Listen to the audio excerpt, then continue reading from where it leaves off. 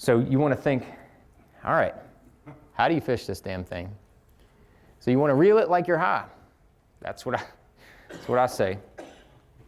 You want to reel it extremely slow, and what that does is it allows that bait to rock as it comes back in, and that rocking action is what draws them in. It's what triggers them. As I mentioned before, those fish will run up behind it in clear water. They'll run up behind it, and unlike other baits like a big swim bait or jerk bait, those fish will run up behind it, and a lot of times they'll just track it. They'll just run up behind it, and they don't commit to it. It is amazing to me the number of fish that run up behind that spybait, and then you just keep reeling it.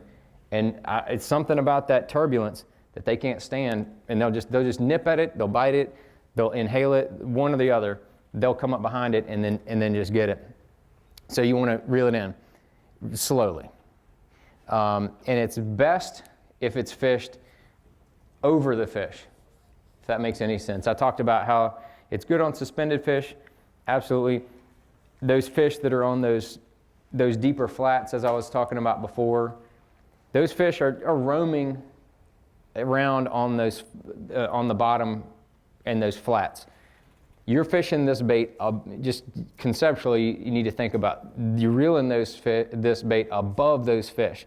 So these fish are going to come up and eat that bait and go back down. They're programmed on those flats to feeding up. That's just what, and I think that's, points can be the same way. Other suspended fish, if you have any doubt, you want to try to keep the bait above those fish. If you let's say idle over a pocket out here on Lake Hartwell, and you see 3 or 4 big balls of shad in 12 to 15 feet of water, those fish are probably going to be either at that depth or slightly below. So you don't want to throw that spybait out there and let it sink below those fish.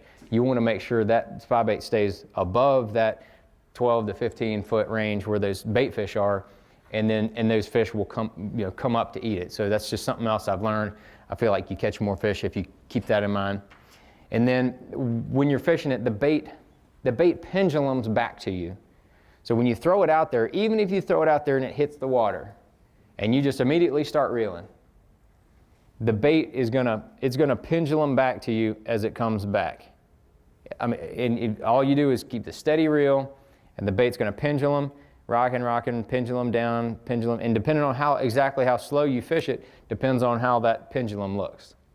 If you fish it pretty slow, that pendulum may go on a long cast, may go all the way down to 20 feet if you fish it really slow. So you can fish a number of depths in the water column. You fish it a little bit faster, just on a straight retrieve. You can keep that bait, 4 to 5 feet under the surface. If you just have, plenty enough slowness to have it rocking, but not so slow that it's going to drop way down. And then you can throw it out there and count it. Like if you go out there and you see those bait fish are in 20 to 30, you're like, well, I need to keep that bait in that 15 to 20 foot range. I'm going to probably throw that bait out there.